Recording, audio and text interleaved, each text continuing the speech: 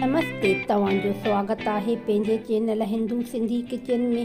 अॼु असां रखियो आहे गणेश चौथ। उन जी असां कीअं तयारी कई आहे। साल जो पहिरियों गणेश चौथ आहे, तिरमूरीअ वारो। उन में असां कहिड़ो कहिड़ो प्रसाद रखियो आहे, मां तव्हांखे ॾेखारींदमि प्रसाद उन जी तयारी कीअं कई आहे।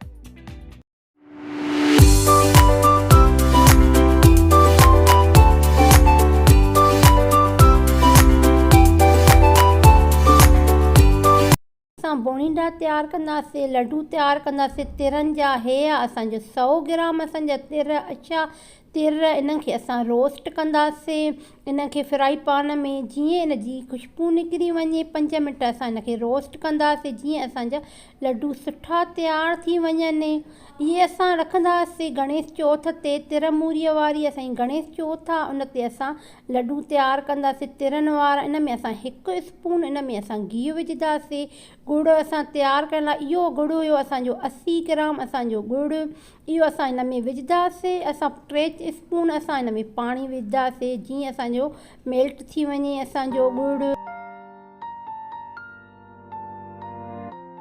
मीडियम गैस ते असां गुड़ खे मेल्ट कंदासीं। ॾिसो असां कीअं जाग थी वई आहे, पहिरियों हुन जी जाग थी वेंदी, इहो मेल्ट थी वेंदो असांजो गुड़।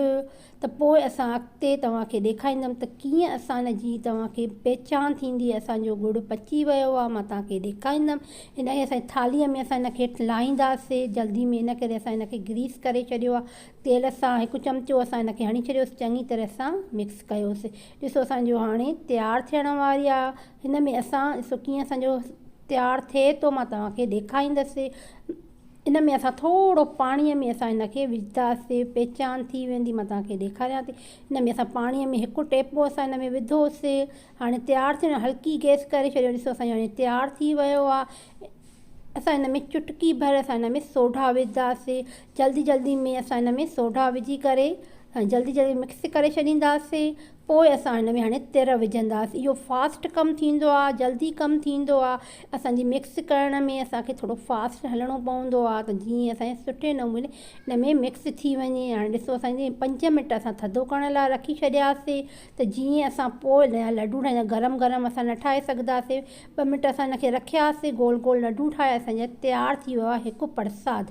असां हाणे ॿियो प्रसाद तयारु कंदासीं। हे आहे असांजो फुल्को। असां हिन जो खयोंसीं वॾी चाणी, जीअं असां हिन जी चूरी ठाहींदासीं, कुटी ठाहींदासीं। इनखे ॾिठो तव्हां कीअं मां कयो।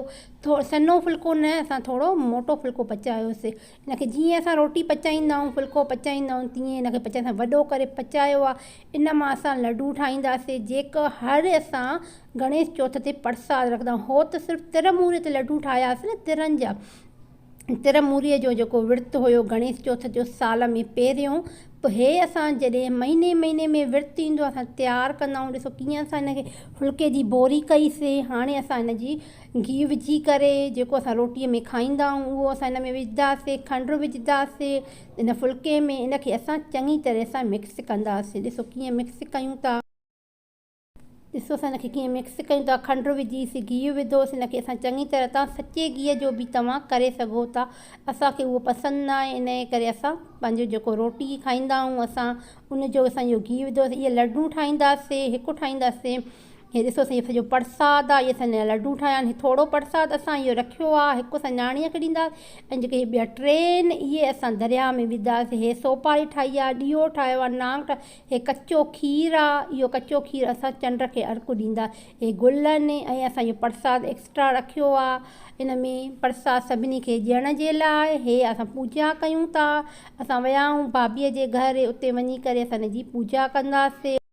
हे आहे भाभीअ जो मंदरु प्यारो, बहुत ख़ूबसूरत मंदरु इन जो आहे। ॾिसो भाभीअ जो हेठि तस्वीरां रखियूं हुयूं। असां हेठि वेही करे इन्हनि सभिनी इहे प्रसाद इहे भाभीअ वारनि जा, उहा थाली असांजी जेके असां तयारु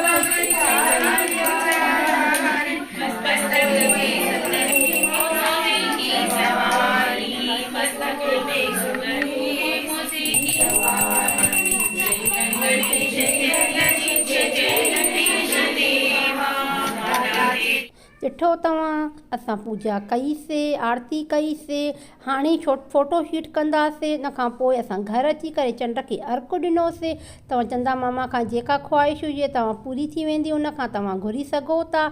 हाणे पंहिंजी भेण खे आहे।